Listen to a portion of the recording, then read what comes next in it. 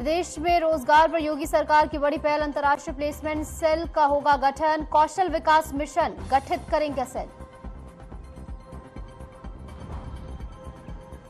लखनऊ में ऊर्जा विभाग की आज अहम बैठक, सीएम योगी करेंगे ऊर्जा विभाग की समीक्षा, नई बिजली दरों पर भी हो सकती है चर्चा।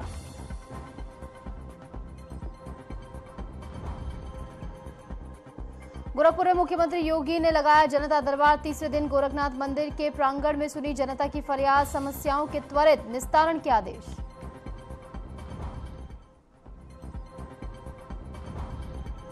तौकीर रजा का विवादित बयान, बीजेपी और आरएसएस पर लगाया आरोप, कहा 2014 का हिंदुत्व बेहद खतरनाक। तौकीर रजा का आरोप, बीजेपी कर रही मुसलमानों को आतंकवाद से जोड़ने की कोशिश। छांगुर गैंग पर शिकंजा और तेज, एटीएस ईडी इनकम टैक्स ने बढ़ाई मुश्किल, छांगुर गैंग के खातों की सघन जांच जारी, बलराम बहराइच में चल रही गहन जांच।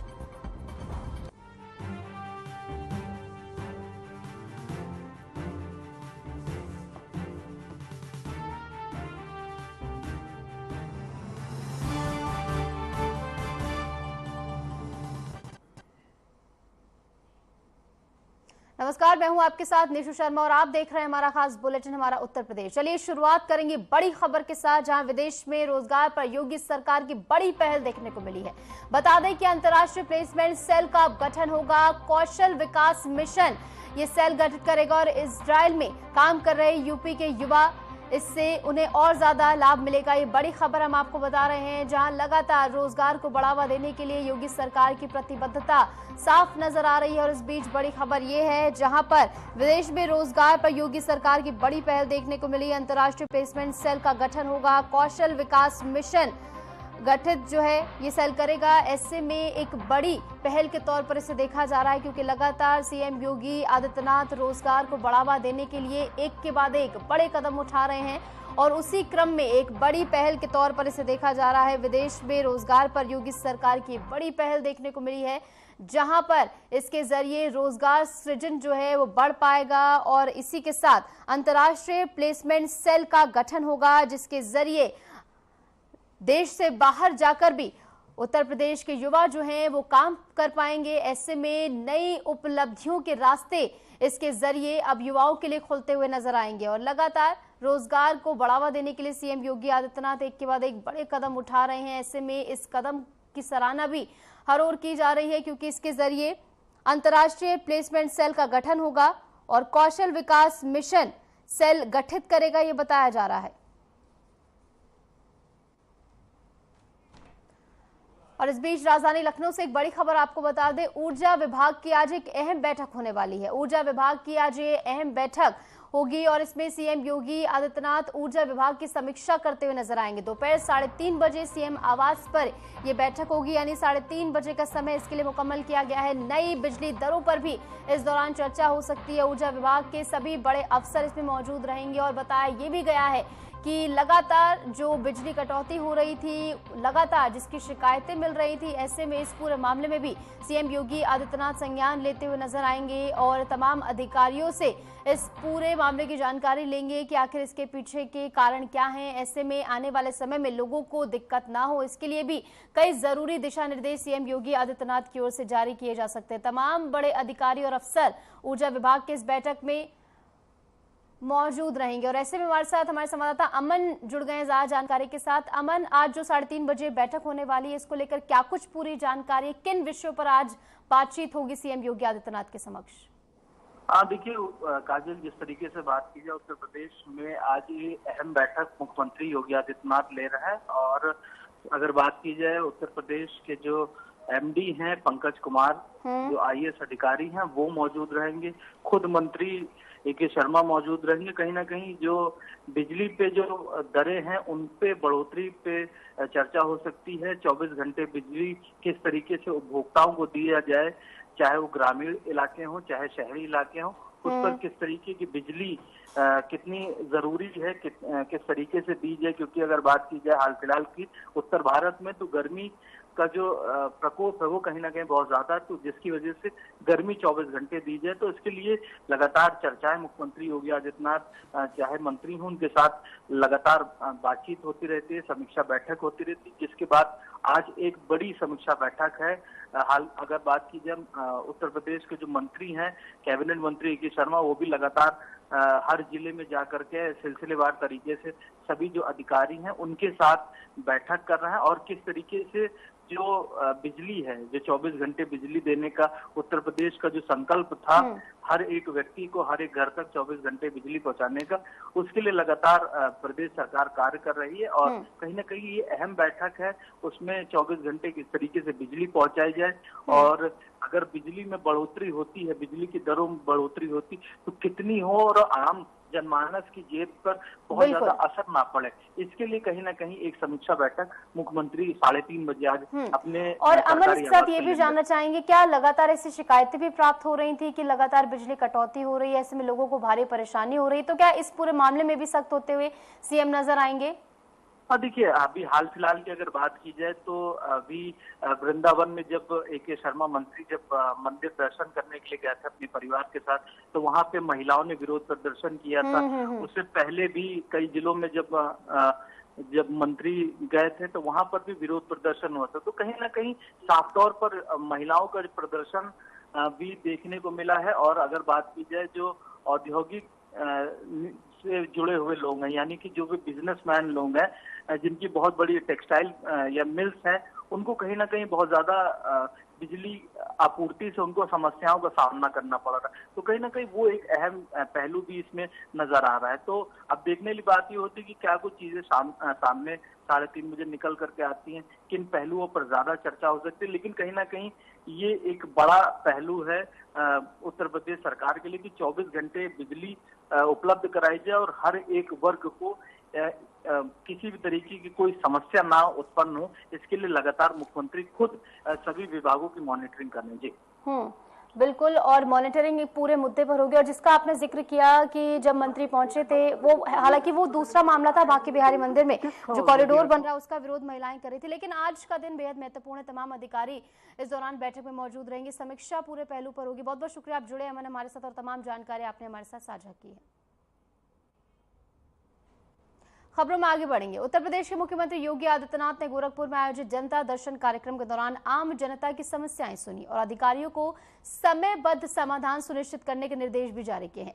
मुख्यमंत्री ने सुबह गोरखनाथ मंदिर परिसर में लगे जनता दर्शन शिविर में लोगों से सीधा संवाद किया और इस दौरान उन्होंने फरियादियों की अर्जी खुद हाथ में लेकर समस्याओं को गंभीरता से सुना और संबंधित विभागीय अधिकारियों को मौके पर ही कार्रवाई करने का निर्देश दिया है। इस दौरान बड़ी संख्या में फरियादी अपनी व्यक्तिगत, पारिवारिक, भूमि विवाद और स्वास्थ्य और सरकारी योजनाओं से जुड़ी समस्याओं को लेकर सीएम योगी आदित्यनाथ के समक्ष पहुंचे और अपनी दिक्कत सीएम योगी आदित्यनाथ के समक्ष उन्होंने साझा की है। ऐसे में सीएम योगी आदित्यनाथ ने भी पूरे धैर्य के साथ सभी की समस्याएं सुनी हैं, जन जन के पास जाकर उनकी समस्याएं सुनी और मौके पर मौजूद अधिकारियों को त्वरित कार्रवाई के निर्देश दिए गए। आश्वासन उनकी ओर से दिया गया है कि जल्द से जल्द उनकी दिक्कतों का समाधान किया जाएगा और अधिकारियों को भी निर्देशित किया गया है कि इसमें कोई भी लापरवाही बर्दाश्त नहीं की जाएगी।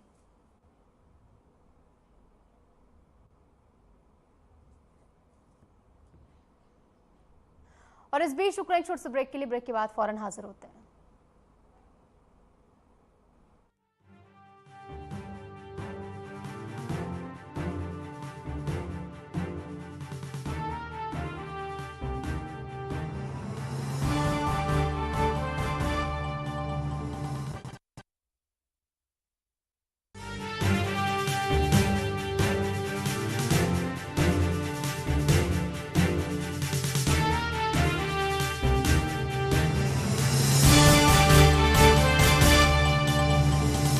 नवाचारी और नवोन्मेषी शिक्षा व्यवस्था से युवाओं की आशाओं को नई उड़ान दे रहा है नया उत्तर प्रदेश।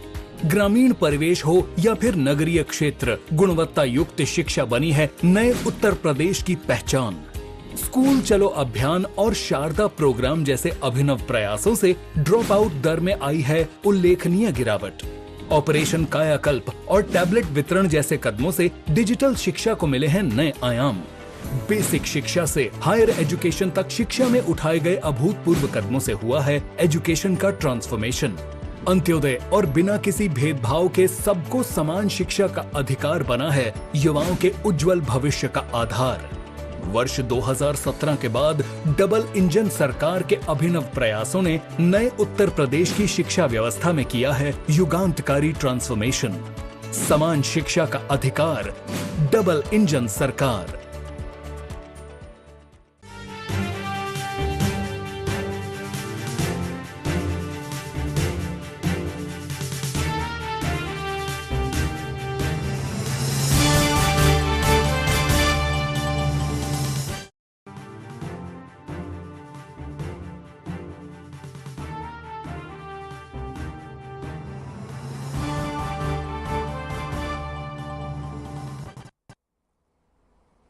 स्वागत है आपका। ब्रेक के बाद चलिए एक बार फिर से रुक करेंगे तमाम खबरों का।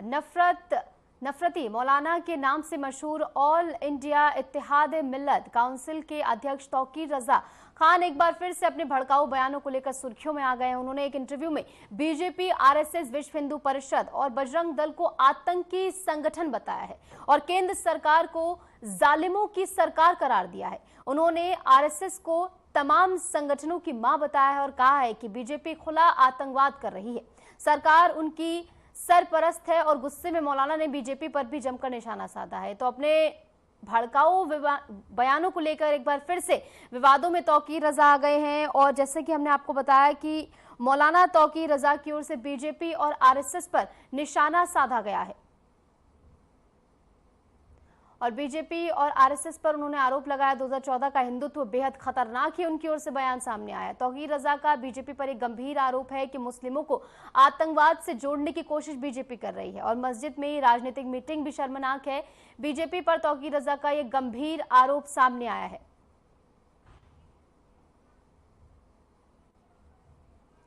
और इस बीच हमारे साथ सपा प्रवक्ता धर्मेंद्र जी जुड़ गए, ज्यादा चर्चा के साथ हमारे साथ जुड़ गए हैं। धर्मेंद्र जी, पहले तो बहुत बहुत स्वागत है आपका।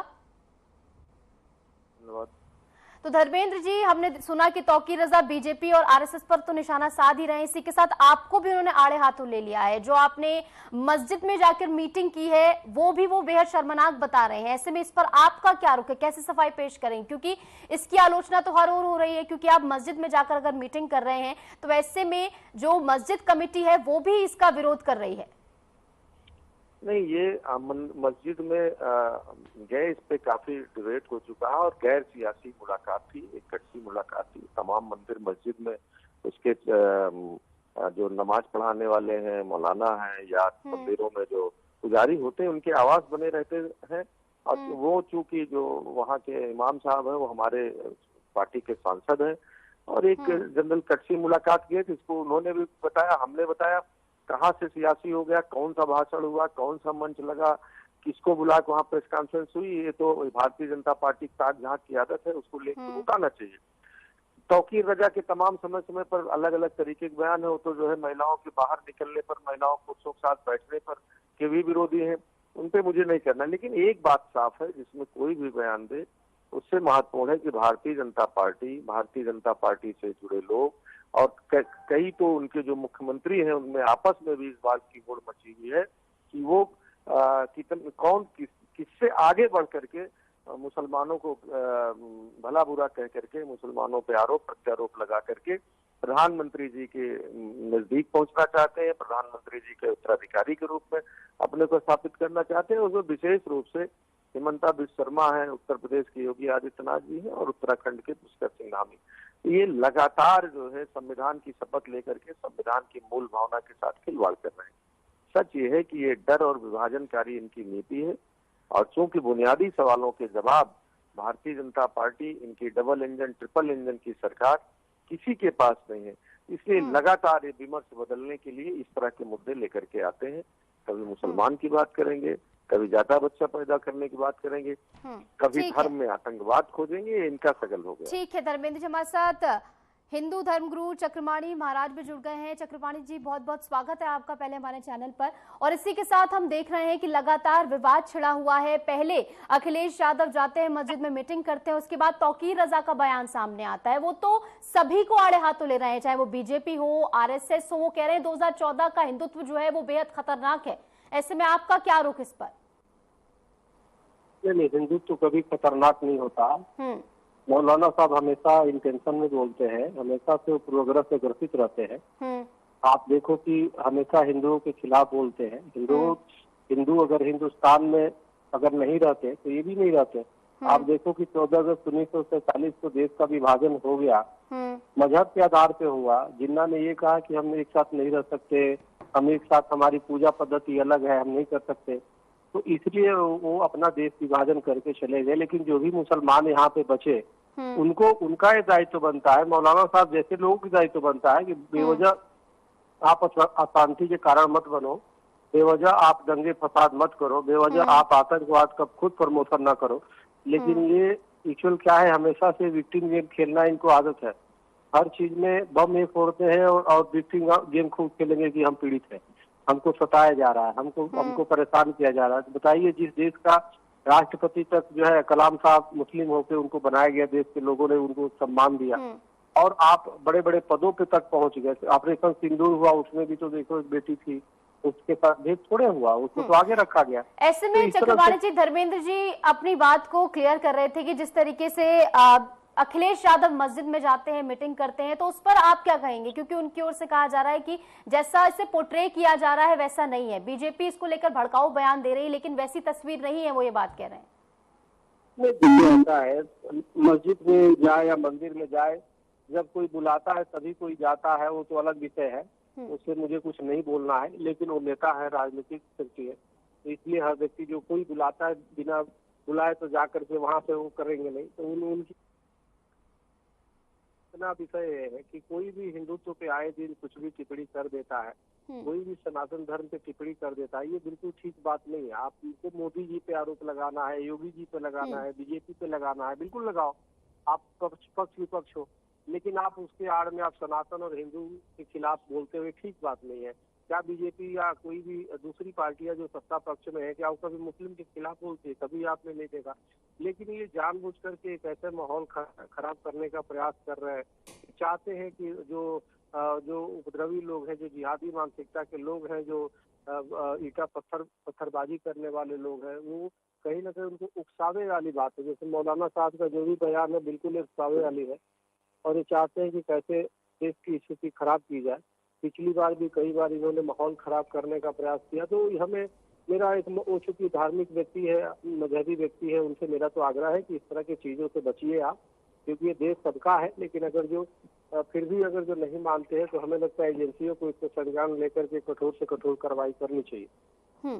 ठीक है, हमारे साथ धर्मेंद्र जी भी लगातार बने हुए। धर्मेंद्र जी, अगर बात की जाए जो बयान सामने आया तौकीर रजा का, मुझे आप हाँ या ना में जवाब दीजिएगा। जो उन्होंने बीजेपी और आरएसएस के बारे में क्या कहा है, क्या आप उससे इत्तेफाक रखते हैं? मैंने पहले ही कहा, आपने देखिए कितना अच्छा जो है महाराज जी ने बताया कि कोई भी धर्म नफरत नहीं बांटता है, कोई भी धर्म विवाद नहीं पैदा, फसाद का समर्थन नहीं करता। सब आस्था और धर्म एक दूसरे को जोड़ने के लिए है, राष्ट्र को मजबूत करने के लिए है। ये जो भी विभाजनकारी सोच के लोग हैं, वही लोग धर्म में कमियां निकालते हैं, एक दूसरे धर्म के प्रति आलोचना करते हैं, और धर्म के अंदर आतंकवाद और अपराध जैसे शब्दों को खोजने का प्रयास करते हैं। और देखिए, भारतीय जनता पार्टी का जहां तक सवाल है, भारतीय जनता पार्टी लगातार धर्म के भरोसे राजनीति करती रही, और धर्म को आगे ला करके ही बुनियादी सवालों से हट करके। और अखिलेश यादव क्या कर रहे हैं? अखिलेश यादव क्या कर रहे हैं? अगर वो धर्म के, बीजेपी अगर धर्म की राजनीति कर रही है, तो अखिलेश यादव क्या कर रहे हैं, मुझे बताइए। नहीं, अखिलेश जी, समाजवादी पार्टी धर्म की राजनीति में धर्म के को घुसा करके वोट लेने को बिल्कुल उचित नहीं मानती, न कभी हम ऐसा प्रयास करते। सर, आप दूध के धुले ना बनिए दूध के धुले, क्योंकि अगर वो मस्जिद होने के लिए मुस्लिम वोट बैंक साधते हैं कि नहीं अखिलेश यादव? जरूरत नहीं है, देखिए किसी के सर्टिफिकेट जरूरत नहीं, लेकिन जो हमारी विचारधारा है, जो हम करते हैं, हम बता रहे हैं। अब अगर किसी को कुछ भी खोजना, मैं तो कह रहा हूँ, चलिए एक रामायण की तरह, ये मैं कह रहा हूँ, धनगर साहब ने इस्तीफा अपने मन से नहीं दिया, अंदर गए लोग बैठा के जबरदस्ती दस्तखत करा लिए। अब अंदर किसने देखा? आप बताइए, सफाई दीजिए, भाजपा सुन लीजिए अंदर क्या हुआ था, हम भी बता देंगे क्या हुआ। अरे सीधी सी बात है, एक देखिए, मौलाना साहब वहाँ रहते हैं, एक बार नहीं 25 बार हमसे पूछे, मैं वही कहूंगा, वहाँ कोई सियासी बैठक नहीं हुई थी, एक सामान्यतः शिष्टाचारवश वहाँ गए थे। अब उसमें लगातार, क्योंकि भाजपा के पास कोई मुद्दा है नहीं, वो दूसरों के घर में क्या पक रहा है, कौन सी चाय बन रही है, उसको उनके ताक झांक करना वही उनके पास मुद्दा रह गया है। ठीक है, तो यानी आप सीधे अपना यहाँ से हाथ साफ करते हुए नजर आ रहे हैं कि आपका कुछ ऐसा नहीं है, लेकिन आप चाहे इस बात को माने या ना माने, लेकिन अखिलेश यादव भी पूरी तरीके से सिमिलर बयान देते हुए बीजेपी और आरएसएस के बारे में नजर आते हैं। जिस तरीके तौकीर रजा ने कहा है, वो भी ये बात कहते हैं कि मुस्लिमों को डराने का प्रयास बीजेपी कर रही है। ऐसे में चक्रपाणी जी भी हमारे साथ लगातार बने हुए हैं। चक्रपाणी जी, जो लगातार बयान सामने आ रहे हैं, ऐसे में बीजेपी की ओर से जो कार्य किए जा रहे हैं उत्तर प्रदेश में और पूरे देश में जो कार्य किए जा रहे हैं, क्या आपको भी लगता है कि हिंदू खतरे में है? क्योंकि जिस तरीके से उन्होंने बोला 2014 के बाद का जो हिंदुत्व है वो बेहद खतरनाक है। नहीं, हिंदू क्या है भाई, आप देखिए ना, अगर जो आप आंकड़े उठा के देखिए, जितने मुसलमानों के घरों पे बुलडोजर चले हैं उससे 2 गुना 3 गुना तो हिंदुओं पे चले हैं। अयोध्या में जो बीजेपी हार गई उसका कारण, हेलो, हाँ जी आपकी आवाज आ रही है। अयोध्या में बीजेपी हार गई उसका कारण ये तो यही था ना कि हिंदू कहीं न कहीं असंतुष्ट हो गए थे। तो हिंदू तो असंतुष्ट है, हिंदुओं के साथ खुद अन्याय हो रहा है, लेकिन हमें आपत्ति सिर्फ इस बात का है कि जो भी विपक्ष के नेता है, चाहे जो भी ये मौलाना साहब जैसे लोग हैं, पता नहीं क्यों हिंदुत्व को टारगेट कर देते हैं, पता नहीं क्यों सनातनी। अरे भाई, वो तो खुद पीड़ित है। अपने ही देश में हम रामनवमी की जो शोभा यात्रा निकालते हैं, हमारे शोभा यात्रा पे ईटा पत्थर मस्जिदों से चलते हैं, और उससे जब हनुमान जयंती पे हनुमान जी का निकालते हैं तो ईटा पत्थर चलता है। आपने कभी भी आप बताइए, एक बार भी ऐसी नहीं हुआ इस बहुसंख्यक देश में कि कभी ताजिया निकल रहा हो और मंदिरों से ईटे पत्थर चले हो, लेकिन मस्जिदों से और मदरसों से क्यों चलते हैं? क्योंकि उनके दिमाग में नफरत है, घृणा है हिंदुओं के प्रति, और उसको ये कहीं ना कहीं हवा दे रहे हैं। ये बात ठीक नहीं है। ठीक है चक्रपाणी जी, बहुत बहुत शुक्रिया। चक्रपाणी जी आपका भी और धर्मेंद्र जी आपका भी, आप हमारे साथ जुड़े और इस चर्चा में आपने हमारे साथ हिस्सा लिया है। फिलहाल इस बीच रुक रहे हैं छोटे से ब्रेक के लिए, ब्रेक के बाद फौरन हाजिर होते हैं।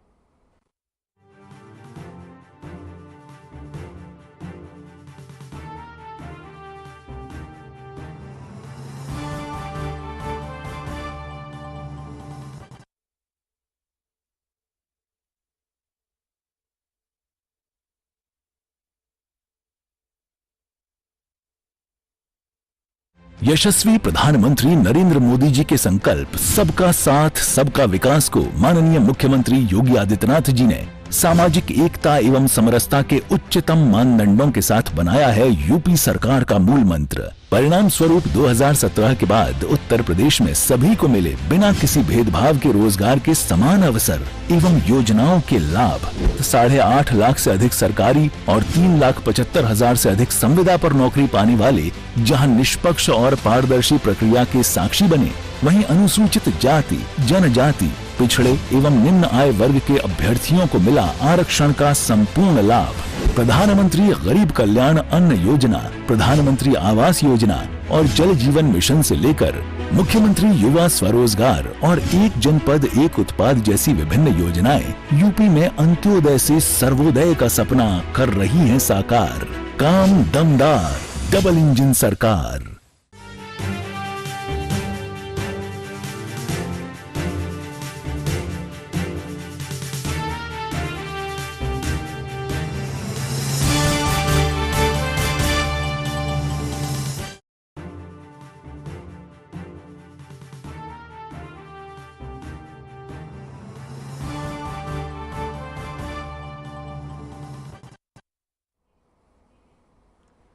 स्वागत है आपका। ब्रेक के बाद चलिए एक बार फिर से रुक करेंगे तमाम खबरों का। खबर फिरोजाबाद से है, जहां रसूलपुर थाना क्षेत्र में पुलिस और बदमाशों के बीच मुठभेड़ हुई, जिसमें एक शातिर चोर को गिरफ्तार कर लिया गया।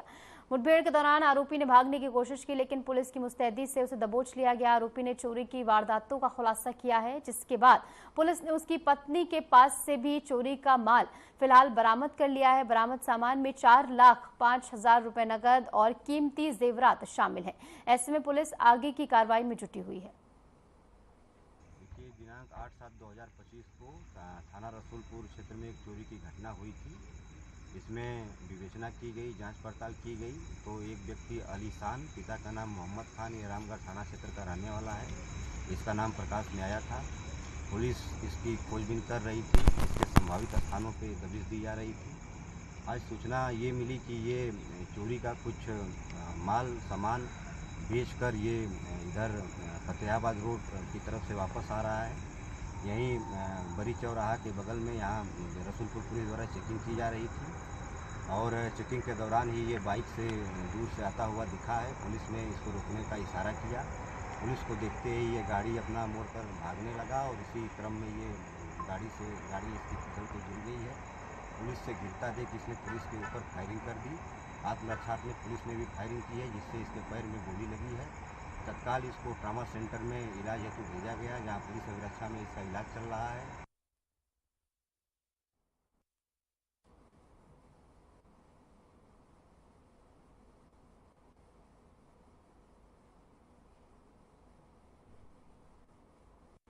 तो रसूलपुर में पुलिस को बड़ी सफलता हाथ लगी है, जहां पर पत्नी के पास से भारी चोरी का माल पुलिस ने बरामद कर लिया है। ऐसे में एक चोर को भी गिरफ्तार किया गया है। 4 लाख कैश और जेवर यहां से जब्त किए गए हैं। पुलिस ने चोर को हिरासत में ले लिया है। फिलहाल उससे पूछताछ की जा रही। कई सारी चोरी की घटनाओं का इसके जरिए अब खुलासा हो पाएगा और उसकी पत्नी के पास से चोरी का भारी मात्रा में सामान बरामद हुआ।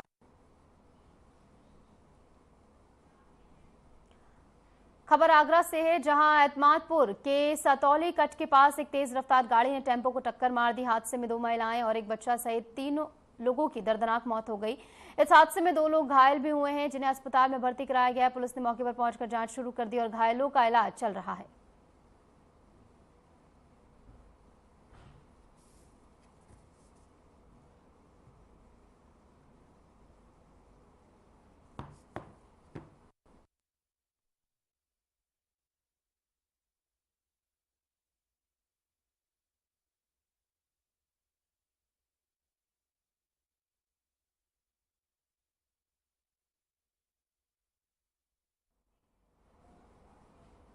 और फिलहाल के लिए हमारे इस खास बुलेटिन में इतना ही। नमस्कार।